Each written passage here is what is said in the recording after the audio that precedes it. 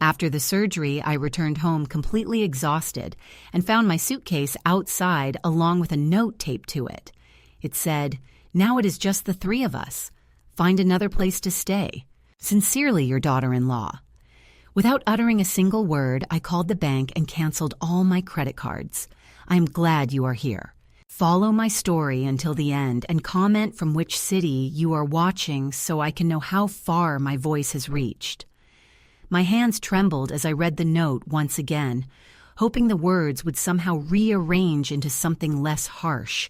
The afternoon sun beat down heavily on my tired body as I stood there, still wearing the hospital gown, gazing at the house that had been my home for 3 years. I knocked on the door. Of course I did. I knocked until my knuckles ached, repeating the name Stephen over and over. My son. My only son, whom I raised alone after his father passed away when Stephen was only 12 years old. But the only reply was silence and the distant voice of Jamie telling the children to be quiet. Eventually, a curtain moved, and I barely caught a glimpse of my 8-year-old grandson's face before Jamie abruptly pulled him away. The curtain slid back, and in that moment I realized they truly had no intention of letting me in. Sitting on my suitcase, I tried to make sense of everything. 3 years ago, when Harold died, Stephen and Jamie had suggested that I sell my house and move in with them. Mama makes perfect sense. Stephen told me that we would help with the children. They promised to take care of me as I grew older. The money from the house sale was meant to expand their home. At that moment, the idea seemed wonderful. $178,000 was the amount I contributed to renovating their house. Almost everything I earned from selling the little home that Harold and I had paid for over 30 years. "It is an investment in our family," Stephen assured me, and I believed him. I remember how everything started to change gradually. In the beginning, it was Grandma Isabel, the beloved matriarch who made pancakes on Sundays and helped with homework. Then she was simply Mom, useful for looking after the children and cooking, while Jamie focused on her wellness routine. Finally, it was just Isabel, the awkward elderly woman taking up space in their beautiful home. The most noticeable change was in Jamie. Warm smiles turned into forced expressions. The gratitude for caring for the kids became, "That is what grandmothers are for." Invitations to family outings slowly disappeared until I was relegated to the babysitter who was always left behind. I pulled my phone out of my bag and dialed Stephen's number. I called, but he sent me straight to voicemail. I tried once more and was left with no choice but to send him a message. "Stephen, I am outside the house. I just came out of surgery. Please let me in." I watched as the message changed from delivered to read, yet nothing followed. Not a single word. The afternoon sun began to hide, and along with it, so did all hope. The reality of what I was going through was harsh. I was 68 years old and recovering from gallbladder surgery. I had nowhere to go. The hospital discharged me with instructions to continue healing at home, but little did I know that the home I once knew no longer existed for me. As the evening chill began to seep into my bones, I finally accepted that no one would come to open the door. With trembling hands, I lifted the handle of my suitcase and started walking. Every step sent a sharp pain through my abdomen where the surgical wounds were still fresh. I had $43 in my wallet, just enough for a taxi ride. But where would I go? A hotel would swallow that money in a single night. My sister lived 3 states away. My closest friend, Rosalie, had moved to a smaller apartment after her husband passed away. I sat down on a bench beside the bus stop, placing my suitcase next to me. Suddenly, a wave of betrayal overwhelmed me, and I couldn't hold back my tears. How could Stephen do this to me? The boy who once gave me glittery cards on Mother's Day, who called me his heroine. The young man for whom I worked 2 jobs to pay for his college. My son and Jamie. I had tried so hard with Jamie. I always respected her choices as a mother and never interfered where I wasn't wanted. I helped only when she asked. I believed we had built something, if not love, then at least mutual respect. The cruelty of that moment was no accident. They waited until I was completely broken, weaker, just out of surgery to get rid of me. They had planned this all along. I was nothing more than a babysitter and a source of money until I became a burden. When the streetlights started flickering, I pulled out my phone and looked through my contacts. I hesitated, my finger hovering over Rosalie's name. We had been friends for over 40 years, together through weddings, through children, now through widowhood. If anyone could understand, it was her. The phone rang 3 times before her familiar voice answered. "Isabel, are you all right?" I tried to speak, but only a sob escaped me. "Isabel, what's happening? Didn't you have surgery today?" I whispered brokenly. "I need help." They left me outside. There was a brief silence, then her voice came firm and clear. "Tell me where you are. I am coming for you." While waiting for my friend to come rescue me, I watched a young family walk by. The mother held her son's hand, laughing at something he said. A simple moment of connection. And then it hit me how my own family had severed all ties with me, how I had become dispensable. I closed my eyes, feeling the weight of betrayal crushing me more than the suitcase, more than all the years I had lived. The 4th floor where I found refuge was nothing special, just a single bed, a small dresser, and a reading lamp. But that night it was a sanctuary. My surgical wounds throbbed as Rosalie helped me settle in. Her face was a mask of restrained anger. "I can't believe Stephen did this," she said as she placed pillows behind me. After everything I had done for that boy, I still found it hard to believe. Yet there lay the undeniable proof. My suitcase, hastily packed by Jamie, containing only a few clothes and none of my cherished belongings. It rested in the corner, silently witnessing the harsh new reality. "Have you tried calling him again?" Di asked, handing me a warm cup of chamomile tea. I nodded, clutching the cup with trembling hands. He has seen my messages 17 times, yet never replied. Di sat on the edge of the bed, her silver hair gleaming under the lamp. We've been friends since our early 20s, both young mothers struggling to balance work and family. She stood by me when Harold passed away, and now she was here for this, my quiet banishment from my son's life. "You need to rest," she said firmly. "Tomorrow we will figure out what to do." But sleep was impossible. Every time I closed my eyes, I saw Jamie's handwriting on that sticky note. Now it is just the 3 of us. The cold cruelty of those words hurt more than my surgical scars. Dawn came with rain gently tapping the window. I checked my phone again. Not a single message from Stephen. No missed calls. Only the digital silence of abandonment. "Let's have breakfast," Di said from the doorway. "Then we will talk about the next steps." Between sips of coffee and pieces of toast, I told her everything. How I sold my house to support Stephen and Jamie. How the renovations transformed their modest 3-bedroom house into a spacious 5-bedroom, 4-bathroom home with a chef's kitchen and a master suite. I invested nearly $180,000, I said while stirring my coffee without looking up. Stephen said it was an investment in our future together, that I would always have a place with them. Day's expression hardened. "Did you sign anything?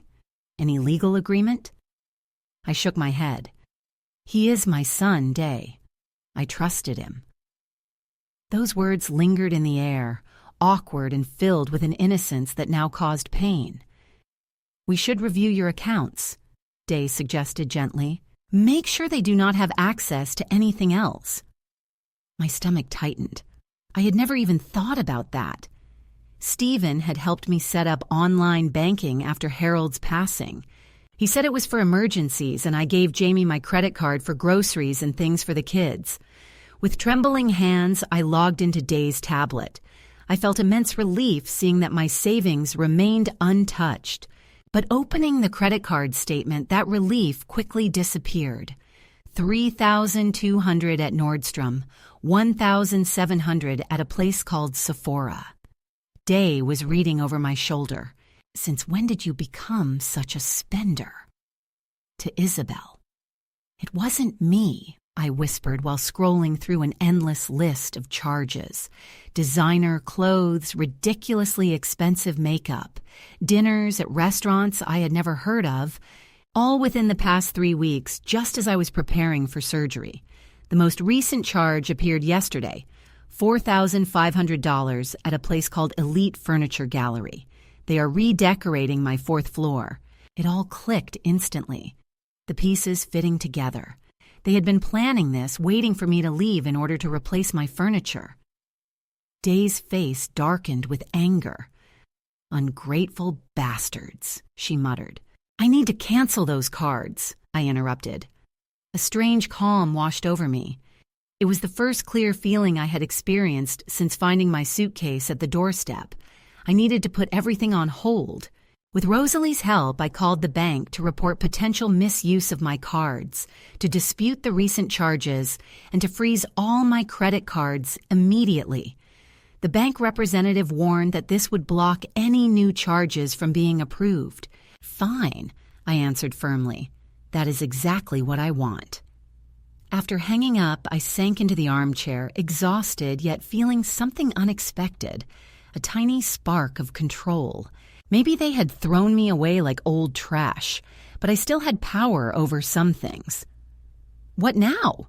Rosalie asked, squeezing my hand. "I need to get my belongings back," I said. "My photo albums, Harold's watch, my mother's china. They are still in that house?" "We will figure it out," Rosalie promised. "But first you must heal. Doctor's orders." She was right, of course. My body needed time to recover from surgery.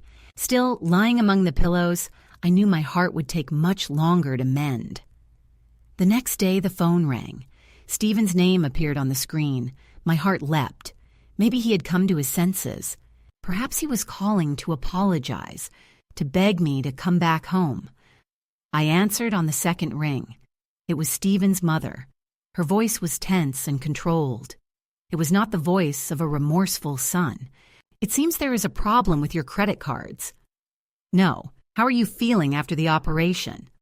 "No, sorry we left you outside, just worried about the cards," I said, surprised by the firmness in my own voice. She hesitated silently. "Jamie was trying to buy food for the children," she said, her tone growing more irritated. "The card was declined. She was also purchasing food at Nordstrom and the furniture gallery." I asked, "Or was that something else?" There was a longer silence this time. "Mom, you authorized Jamie to use those cards for emergencies and needs," I corrected. "Not for thousands of dollars on who knows what." I heard her take a deep breath. "Look, I don't have time for this right now. Just unfreeze the cards. We can discuss spending limits later." The indifference in her voice sparked something in me. A slow-burning anger that had been growing since I saw that Post-it note. "No, Stephen," I said quietly. "I don't think I will." "What did you say?" The surprise in her tone almost made me smile. "You made it clear that I am no longer part of your household," I continued, every word heavy with meaning. "So I'm afraid Jamie will have to find another way." Paying for their whims. "Mom, please be sensible. I was sensible when I sold my house to help you expand yours." I interrupted him. "I was sensible when I took care of your children every day while you and Jamie pursued your careers. I was sensible when I cooked, cleaned, and made myself useful. And what good did all that sensibility do me? Stephen?" Silence again. "This is not a good time to talk about this. It never is with you," I said, feeling the truth settle heavily in my chest. "Goodbye, Stephen." I ended the call with a trembling hand, but with a resolve stronger than ever. In the doorway, Day watched me with a small smile on his face. "Well," he said, "look who finally found the courage." I managed a weak smile in return. "Freezing the cards is just the beginning," I said. "I need to find out what else they have done with my money." Just then, A text message popped up on my phone. "Stephen, this is childish, Mom. Call me when you are ready to act like an adult." I showed the message to Day, who let out a disbelieving snort. "How ironic that he calls you immature," he murmured. After what they did, I set the phone aside and a strange calm began to settle over me. The initial shock and pain were still there, but something new was unfolding. Action. Decision.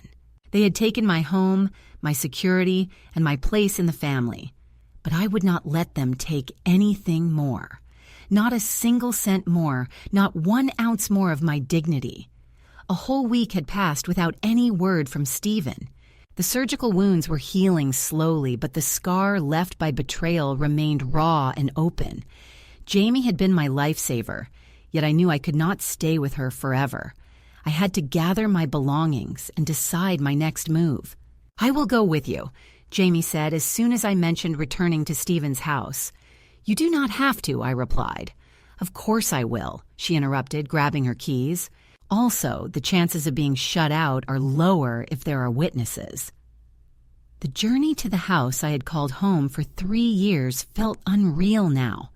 Upon arrival, I noticed Jamie's elegant SUV was absent, but Stephen's sedan still parked at the entrance.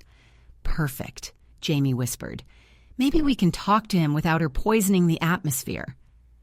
My legs felt heavy as I walked down the path. The gardens I once tended so carefully now showed clear signs of neglect. I rang the doorbell with my heart pounding like a drum in my chest. Stephen opened the door, a flicker of surprise crossing his face before it hardened into a closed expression. He looked worn out, dark circles shadowing his eyes. Mom glanced at Jamie and then back at me. "I did not expect to see you," she said.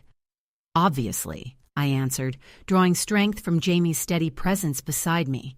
"I came for my things, my personal belongings." He hesitated for a moment, then stepped aside. "Jamie is not here. She took the children to her mother's house." The house felt somehow different. The furniture had been rearranged, and a large, modern sectional sofa now took center stage in the living room. It was likely purchased from the furniture gallery. "My belongings are on the 4th floor, used for visitors," I mentioned as I began climbing the stairs. "Actually," said Stephen, clearing his throat, "we moved some things around. Jamie uses that 4th floor as her office now." A chill ran down my spine, thinking about my possessions. "Most of them are packed in boxes in the garage," he replied without meeting my gaze. "Jamie thought it would be easier for you to gather them that way." Rosalie made a disgusted sound, clearly unimpressed. "Didn't she?" We followed Stephen to the garage where numerous cardboard boxes were stacked against the wall. I approached them cautiously, feeling some dread. The first box held hastily folded clothes, the second contained books and toiletries. But as I searched through the rest, a knot formed in my throat. Where are my photo albums? Harold's clock? My mother's jewelry? Stephen shifted uncomfortably. "I do not know. Jamie packed everything." "Then they are not here," I said, raising my voice. "And my mother's china, family memories." "Mom, calm down. Don't tell me to calm down," I burst out, surprised by the intensity of my own anger. "Those things cannot be replaced. They are my memories, my story." Rosalie stepped forward. "Stephen, this is unacceptable. Those are Isabel's personal belongings." Stephen ran his hand through his hair, looking more like a scolded child than a grown man. "I will talk to Jamie. Maybe she placed them somewhere else. I want to check upstairs," I insisted. Now she hesitated. Then she reluctantly nodded. I went straight to the attic, remembering that I had stored some old things there. While climbing the stairs, Stephen's phone rang. He answered from the hallway below. His voice was barely a whisper. The attic was dusty and dark, but I knew exactly where my storage trunks were. To my relief, they were still there, untouched. I opened the largest one and found my wedding album, Harold's military medals, and several family photo albums. At least those precious memories had survived Jamie's cleaning while I grabbed what I could carry. I heard Stephen's conversation drifting up from downstairs. No, she just showed up. Yes, with that friend of hers. I know what we agreed on, but what was I supposed to do? She is still my mother. There was a pause. Jamie, that is not fair. We agreed to wait until after selling the house to tell her about the nursing home. No, I haven't told her yet. She just came out of surgery, for God's sake. My blood ran cold. Nursing home. Selling the house. I moved closer to the attic stairs, straining to listen. The real estate agent said we could get at least $650,000 after renovations. Yes, enough to pay off our debts and put a down payment on the lake house. I know Mom's money made it possible, but she agreed to invest in the property. My legs almost gave out. They were planning to sell the house, the very house where I had invested all my lifelong savings, to move to a place by the lake. And they wanted to put me in a nursing home. I must have made some noise because Stephen suddenly fell silent. I need to hang up, he said hurriedly. Maybe he heard me. I dove back into the chest, my head spinning as Stephen's footsteps neared the attic stairs. I pretended to focus on the photo albums, trying to steady my trembling hands. Mom. Did you find what you were looking for? His voice sounded tense. Part of it, I answered, not trusting myself to say more. He helped me carry down the things I had found. The silence between us grew thick and uncomfortable in the garage. I kept patiently sorting through the remaining boxes. Stephen, I said, did you ever seriously plan to tell me about selling the house? His face turned pale. Did you overhear? Yes, I heard everything. Just like I found out about the nursing home you already chose for me. My voice was surprisingly steady, though inside I was a whirlwind. Did you even consider consulting me about any of this? At least he managed to look ashamed. Mom, it is not what you think. We only thought, given your health issues and my gallbladder surgery, I interrupted him. That is no excuse to lock me away. I am 68, not 98. It was Jamie's idea, he said. Jamie's idea, I repeated bitterly. And you just went along with it, didn't you? Just like when you threw me out of my own house. It is not your house, he replied. With a spark of defiance in his eyes, he said, your name is not on the deed. His words hit me like a slap. He was right. Despite all the money I had invested, I had no legal claim to the house. I had trusted my son, and that trust became my downfall. Doy spoke with a cold voice. We need to take these boxes now. And Stephen, I suggest you find your mother's valuables before we have to involve the authorities. While we loaded the boxes into Doy's car, I noticed through the open garage door some papers on Stephen's desk, a brochure for the Los Encinos nursing home, and what looked like real estate listings. They had planned everything for months. My eviction, the nursing home, the lake house, all carefully calculated behind my back. The betrayal cut so deep I could barely breathe as we left. Yet beneath that pain, a fierce determination began to ignite within me, surprising me with its strength. They had taken everything, but I would not let them decide my fate any more. You can stay with me as long as you need, Doy insisted while unloading the boxes from his car. I mean it, Isabel. I thanked him from the bottom of my heart for the offer, but I knew it was not a long-term solution. His one-bedroom apartment was barely enough for him, much less for two people. Besides, I needed to start walking on my own again. I appreciate it more than you realize, I told him. But I have to figure this out on my own. The next morning, I scheduled an appointment at the bank. Stephen Delgado had been my financial advisor since Harold passed away, and his expression showed genuine surprise when I explained what had happened. I am very sorry, Isabel said while going through my accounts. The good news is your pension and Social Security payments are still arriving regularly, and your main savings account remains untouched. And what about the money I invested in prostitutes, Stephen? The house of Stephen. Stephen's face turned serious. Without a formal agreement, legally, it counts as a gift. Maybe we can try something, but it will be challenging. I nodded, expecting that answer. Then I need to focus on moving forward. What housing options do I have? We spent the next hour reviewing the numbers. My monthly pension and Social Security benefits totaled nearly $2,400. It wasn't a fortune, but with careful budgeting, it was enough to rent a modest apartment and cover essentials. There is also this, Stephen said as he opened another account I had almost forgotten. The life insurance policy from Harold that I had invested in had grown to about $42,000. A wave of gratitude for my husband, so practical and far-sighted, embraced me even from beyond the grave. Harold was still looking out for me. That gives you choices, Stephen continued. You could use part of that money for the security deposit on a rental, buy some furniture, and keep the rest as an emergency fund. Leaving the bank, I felt a strange mix of loss and possibility. I had less than I thought I would have at this point in my life, but more than many in my situation might have expected. I had 2 weeks to rebuild. I threw myself wholeheartedly into searching for an apartment. Rosalie took me to see different places, helped me compare prices, and encouraged me whenever despair started to take over. Finally, we found a small one-bedroom apartment in a community for older adults. It was not fancy, but it was clean. It had a tiny balcony for my plants, and most importantly, it was affordable.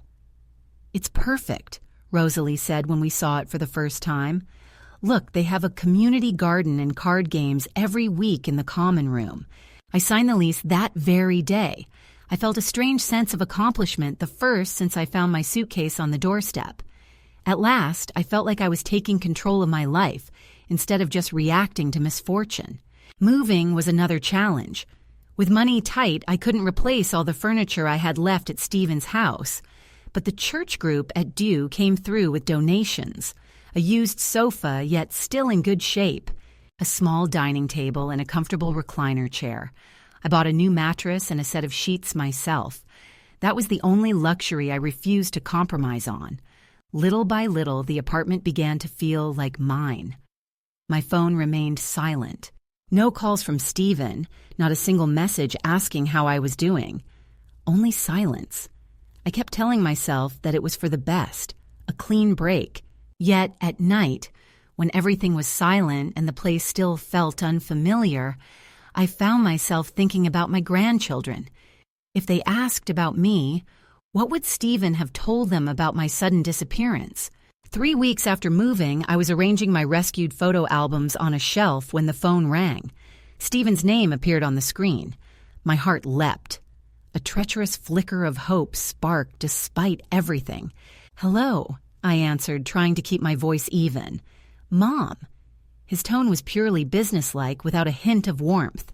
"We need to talk about your credit cards." There was no, "How are you?" or "I'm sorry." Straight to money matters.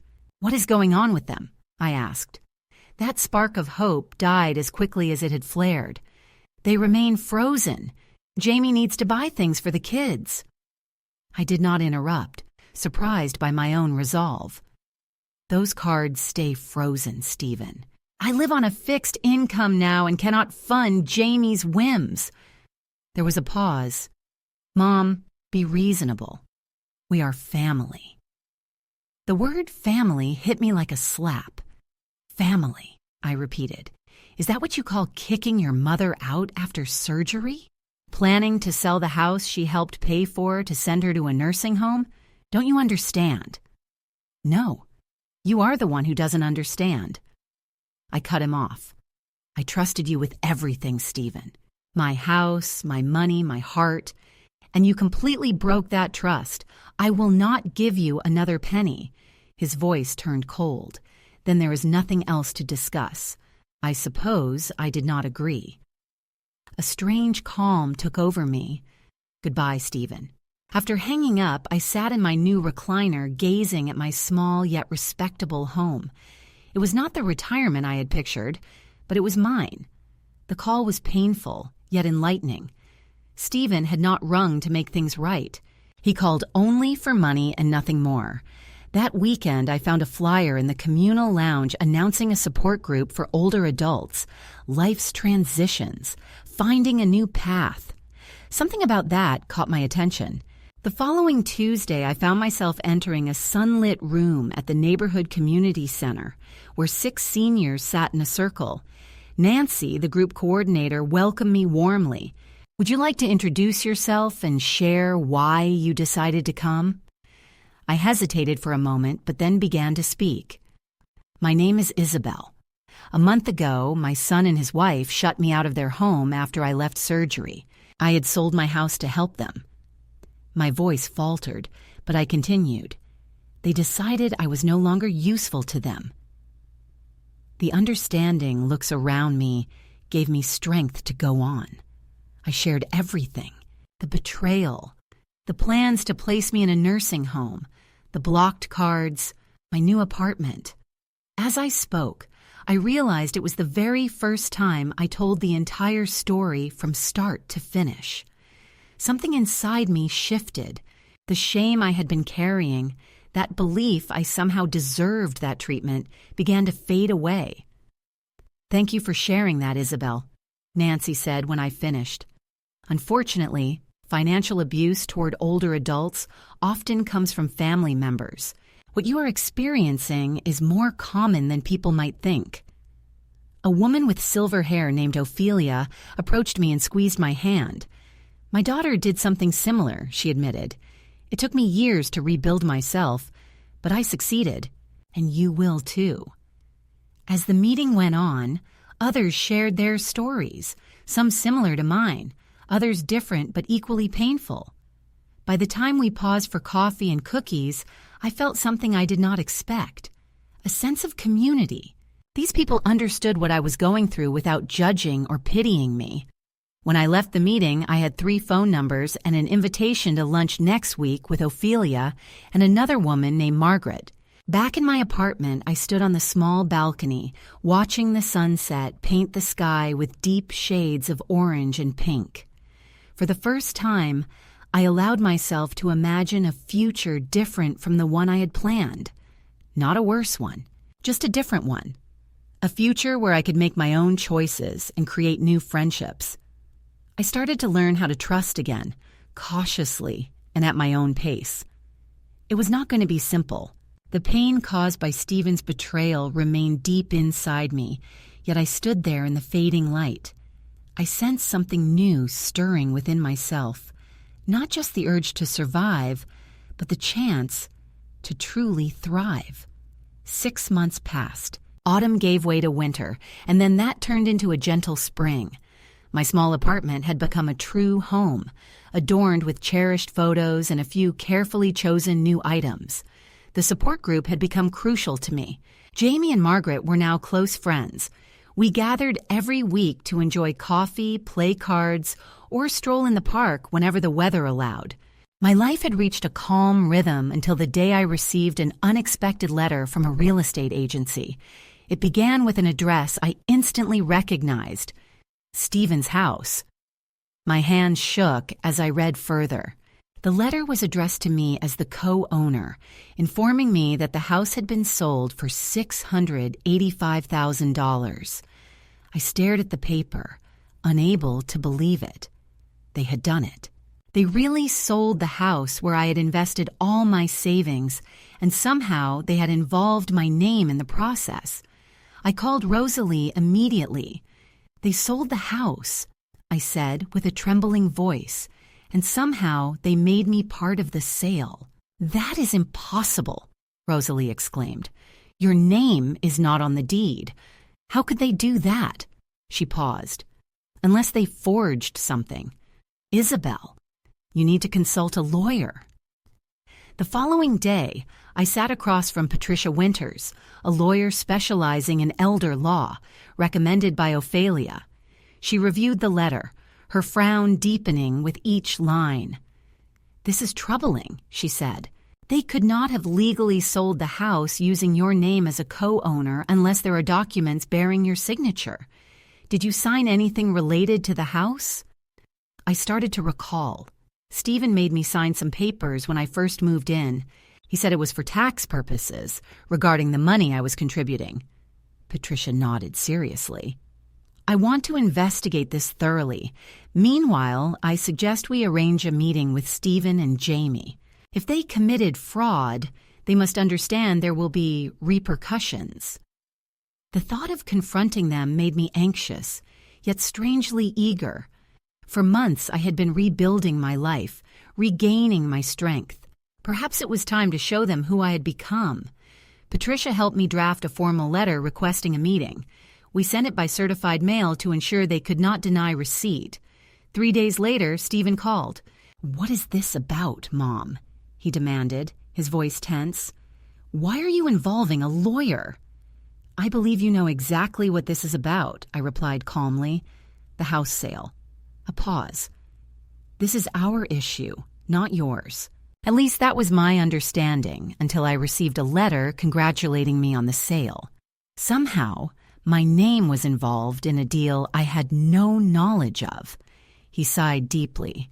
"Fine, we can meet, but not with the lawyer present. This is a family matter. The time for handling things like family is over." "When you put my suitcase by the door," Stephen said, surprising me with how firm he sounded. "Patricia will be there, and I suggest you bring your own lawyer." We agreed to meet in a neutral place, a private room at a local restaurant. The days leading up to the meeting were a constant battle between nervousness and fierce determination. The night before, Ophelia called to check on me. "Remember," she said, "you are not fighting just for your money. You are fighting for your dignity. Don't let them see you hesitate." On the morning of the meeting, I dressed carefully in a blue dress I own. It was said to highlight my eyes. I wore light makeup and styled my hair with care. Looking in the mirror, I barely recognized the confident woman staring back. 6 months ago, I was broken, betrayed, and homeless. Today, I stood tall, ready to face those who tried to destroy me. Patricia came to pick me up, and as we drove, we reviewed our strategy. "Let them speak first," she advised. "People tend to reveal more than they intend when on the defensive." Stephen and Jamie were already seated when we arrived. Alongside a slim man whom Patricia identified as Stephen Porter, a local lawyer known for handling real estate matters, Jamie appeared tense. Her polished look seemed somewhat unsettled. Stephen avoided making eye contact with me. "Thank you for coming," Patricia began as she placed a folder on the table. "We are here to discuss the recent sale of the property at Jacaranda Street, 1472, and specifically about my client's financial interest in that property." Stephen Porter cleared his throat. "My clients claim that Mrs. Brennan did not have legal ownership of the house. Her contribution was a gift, as documented here." He pushed a paper towards us. Patricia glanced over it briefly. "This document only acknowledges a financial contribution. It does not legally define it as a gift. Moreover, we have evidence that Mrs. Brennan's name was used during the sale process without her knowledge or consent." Stephen shifted uncomfortably. Jamie looked pale. "Perhaps," Patricia continued. "Could you explain why Mrs. Brennan received this letter?" She placed a message from the real estate agency on the table. "That was an administrative mistake," said Stephen quickly.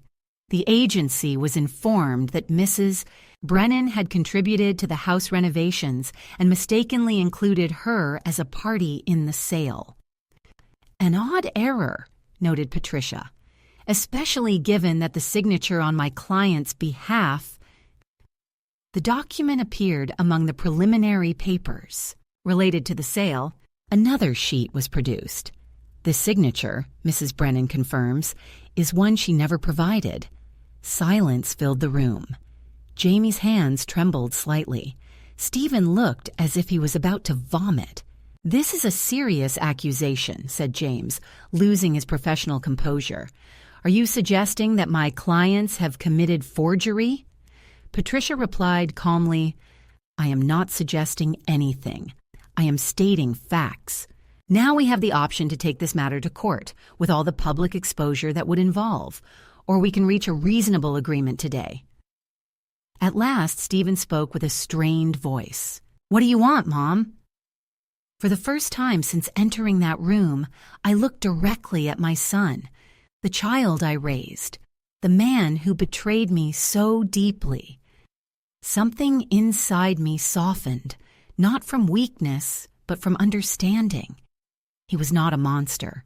He was simply weak, overly influenced by Jamie's materialism and too willing to sacrifice his mother for comfort. "I want what is fair," I said. "I contributed $178,000 for that house. I want it returned with interest." Jamie let out a stifled sound. "That is ridiculous. Was that money truly a gift?" I asked, turning toward her. "It was also a gift when you used my credit cards without permission. It was a gift when you packed my belongings into boxes and left them in the garage. It was a gift when you planned to put me in a nursing home without telling me." Jamie's face flushed deeply. "You don't understand." "I do," I interrupted firmly. "I understand you saw me as an easy source of money and childcare, and when I was no longer convenient, when I needed care after surgery, you discarded me without a second thought." Stephen looked down at his hands. "Mom, it wasn't like that." "Then how was it, Stephen?" I asked with genuine curiosity. "Explain to me how a son locks up his mother after an operation." He had no answer. Patricia gently steered the conversation back to the legal matter. "My client is ready to accept a settlement for the original amount plus 6% interest, which totals approximately 188,000 euros. Considering the situation, it seems more than fair." James met with Stephen and Jamie. Tense whispers passed between them. At last, James stood up. "My clients are willing to offer 150,000 as a full settlement," he said. Patricia looked at me silently, asking. I thought for a moment and nodded. The exact sum mattered less to me than the acknowledgement of their actions. "We accept," Patricia said, on the condition that the funds be transferred within 7 days and that both parties sign a confidentiality agreement regarding the terms of this settlement. While Patricia and James finalized the details, I leaned back in my chair. A strange sense of calm washed over me. Money could not heal the wound of betrayal, but it could secure my future. A future once awaited now came with an unexpected hope. A year after being pushed out of what I believed was my forever home, I stood in the kitchen of my new bakery. Sweet memories mingled with the rich scents of cinnamon and vanilla. Morning sunlight spilled through the windows, casting a warm golden glow over freshly painted walls and gleaming countertops. "They look flawless," said Dottie as she arranged a batch of blueberry muffins in the display case. I still could not believe we had truly made this happen. I smiled at my lifelong friend, carefully placing pastries as if they were precious gems. 6 months earlier, after receiving the settlement money from Stephen and Jamie, Rosalie had casually mentioned that my apple pie would sell like hotcakes in any bakery in town. What began as a joke turned into a serious chat, then a business plan, and finally, this reality. "I would not have done it without you," I told her, adjusting my apron at the age of 69. I never imagined I would open a business, but there I was, co-owner of a charming little bakery that specialized in traditional homemade desserts. The bell above the door chimed as Eleanor entered, followed by Margaret and 3 more friends from the support group. "It's wonderful, Isabel," Eleanor exclaimed, glancing around the space. "Absolutely perfect." "We brought you something," Margaret said, handing me a small potted plant. It was a dwarf apple tree symbolizing fresh starts. I felt my eyes welling up with tears as I accepted her gift. I'm truly grateful to everyone for everything. The past year had changed my life in ways I never could have imagined. The money from the settlement gave me choices, yet it was the friendships I built that truly saved me. That support network became my lifeline, a circle of people who understood loss and rebuilding because they had been through it themselves.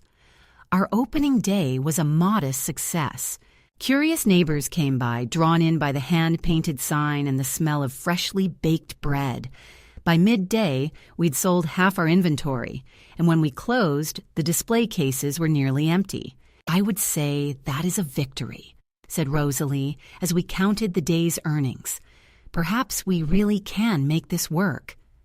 I nodded, too tired to speak, yet filled with a deep satisfaction I had not felt for years. This small bakery was much more than a business. It stood as tangible proof that life can begin anew at any age and that betrayal does not have to be the end. The following weeks settled into a pleasant rhythm. I woke before dawn to start baking, finding my pace in the quiet hours of morning, then greeted customers throughout the day.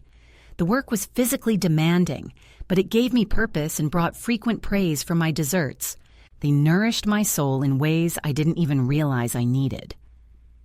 3 months after opening on a quiet Tuesday afternoon, the little bell rang. I looked up from a tray of lemon tarts and saw Stephen standing awkwardly at the door. My heart skipped a beat. We hadn't spoken since the agreement meeting. Seeing him there, thinner, with new lines etched on his face, unleashed a storm of feelings inside me. Love, pain, anger, and something close to compassion. Mom spoke in a voice barely louder than the soft music playing in the bakery. I wiped my hands on my apron. "Stephen, what a surprise!" He shifted uneasily, glancing around the cheerful space. "It's nice. The bakery suits you." "Thank you," I replied flatly. "What brings you here?" I took a deep breath. "Am I in trouble, Mom? Of course you are. Why else would he come after all this time?" It wasn't hard to guess his visit wasn't for peace or forgiveness. It was hunger. It was need. And although part of me knew that the instant I saw him standing there, I couldn't help but wonder if at least he was hurting. "What kind of trouble?" I asked, even though I already knew. I spoke with a calm I didn't feel, watching every gesture, every sigh. "Financial," he admitted, lowering his gaze as if unable to meet mine. His voice shattered just like his dignity. Jamie left. She took the kids to her mother's place over in Arizona. The money from selling the house has disappeared. I'm not exactly sure how Jamie managed all the financial matters. She let out a bitter, hollow laugh, one of those sounds that do not carry joy but defeat. Strange, isn't it? After everything that happened with you, after how we left you behind. I stayed still, watching him as if he were a stranger I once dreamed was my son. I could not deny it hurt to see him like that, thinner, with a pale and tired face, as if life were taking its toll. Yet my heart did not rush to him as before. My maternal instinct could no longer cover his wounds with bandages woven from forgiveness.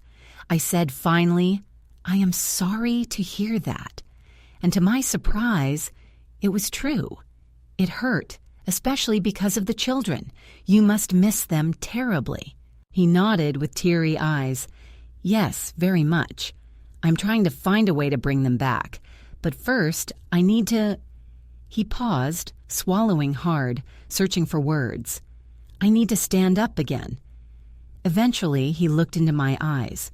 His pupils sought the tenderness that was once unconditional in me. Maybe he expected to find the woman who always said yes, even when saying no would have been healthier. I know I have no right to ask you for anything, not after what we did, but I do not know who else to turn to. There was a time those words would have been enough to disarm me. Long ago, I would have run to his side, open like an old door that does not know how to close. But that woman no longer exists. That Isabel who sold her home chasing a dream of family life, the one who cooked quietly and endured endlessly, was gone. "What exactly are you asking for, Stephen?" I inquired with firmness that was not harsh, but a clear boundary. He hesitated, shifted uneasily, then lowered his eyes once more. Finally, he said, "A loan, just until I can sell the lake house and find something more affordable. Nothing extravagant, only what is necessary to get out of this hole and start over in the lake house."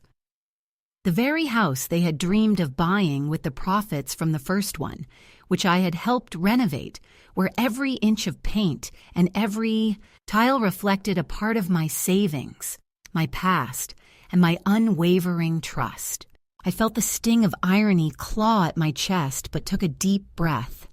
I cannot do that, I answered gently, yet with an inner strength that surprised even myself.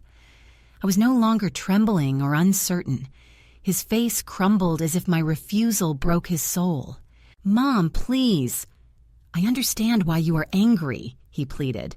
"This is not about anger, Stephen," I interrupted. "It is about respect, about boundaries, self-love, and refusing to repeat what has already caused me pain once." He fell silent, and I did too, because I knew the harshest words are not shouted but calmly maintained. It is about learning from what life has taught us. I inhaled deeply. "But I can offer you something else." "What is that?" he asked. "A job," I said. "We need help with deliveries and moving heavy things. The pay here is not high, but the work is honest." Stephen looked at me, uncertain of what to say. He clearly expected either a flat refusal or a blank check. "You. Would you hire me? After everything?" I simply answered yes, not because he deserved it, but because I chose to offer it. He stayed silent for a long moment, lost in thought. "When do I start?" "Tomorrow at 5. We begin baking early." He nodded slowly. "All right, thank you." When he left, Rosalie came out of the back 4th-floor apartment where she had quietly given us space. "Are you sure about this?" she asked, worry evident on her face. I didn't admit it, but it felt right. Not for him, for me. The truth was that giving Stephen a job instead of charity was as much for my healing as his. I was setting a boundary, preserving my dignity, yet leaving a door slightly open for possible reconciliation. 2 months later, Stephen kept arriving every morning at 5, delivering orders, washing dishes, and gradually learning the basics of baking. Our relationship was cautious, built on neutral conversations. We didn't talk about Jamie or the past, only about the daily tasks. It wasn't exactly forgiveness, but it was something. A fragile bridge we were building plank by plank. On a warm Sunday afternoon, my day off, I sat in the small patio of my apartment, tending to the herbs in pots I had started to grow. The dwarf apple tree my friends gifted me had finally produced its first fruit, tiny and delicate. Just one small apple, yet a triumph at last. My phone rang and I smiled when I saw his name on the screen. "How was your date?" I asked playfully. She had started seeing Richard, a widower she met at the community garden. "Wonderful," she sighed, clearly happy. "He took me to that new Italian restaurant by the lake, but I'm calling about you. We're still on for dinner tonight. Richard will bring his friend William." I laughed. "Are you still trying to set me up with William? He is a lovely man. Isabel, an English teacher, retired, widowed for 5 years. He loves baking and gardening, and he has the kindest eyes I have ever seen." "I will be there," I promised, surprised at how much I was actually looking forward to it. After hanging up, I looked around my space. Small, yet lovely. Plants blooming, cozy furniture, pictures of my new friends mixed with cherished old memories. None of this was what I envisioned for my retirement years.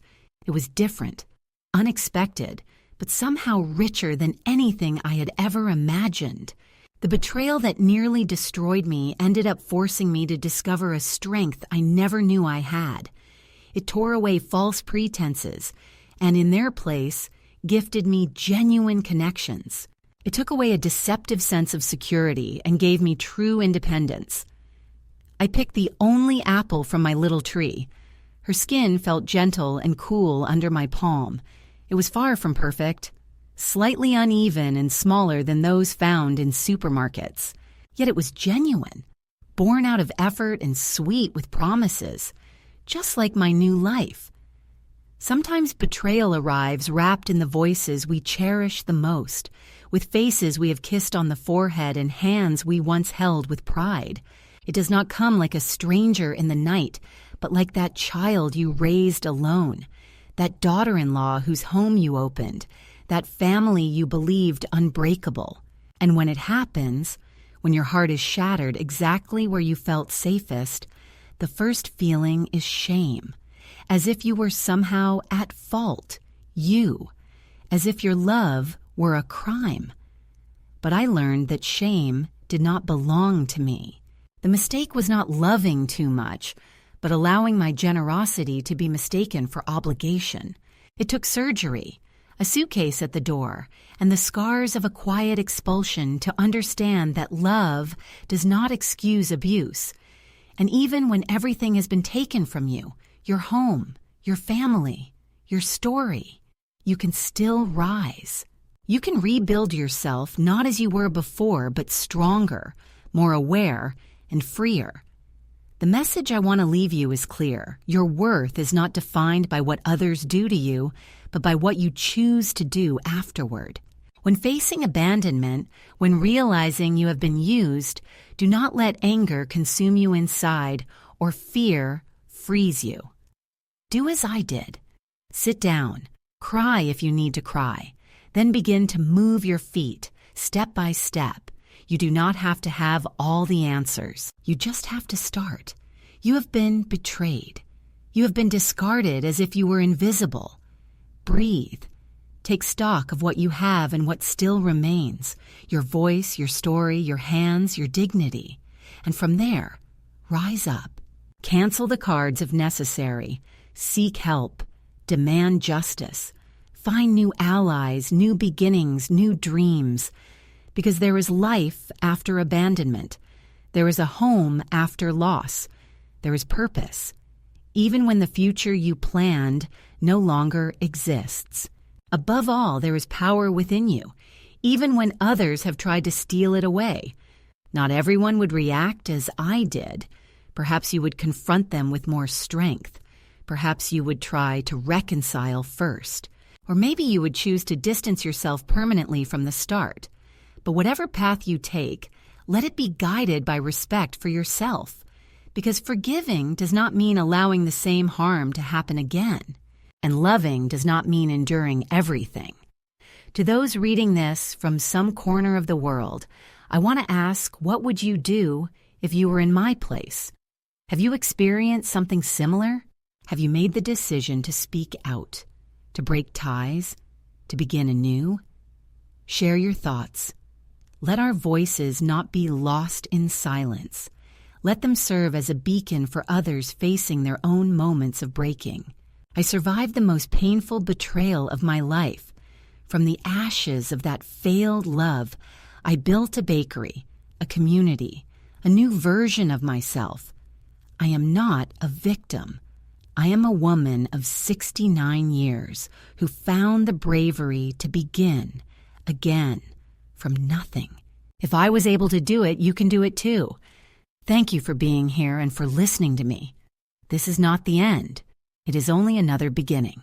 Meanwhile, on the final screen, I leave you 2 more stories that are among the channel's favorites and will surely surprise you. Thank you for watching until the very end.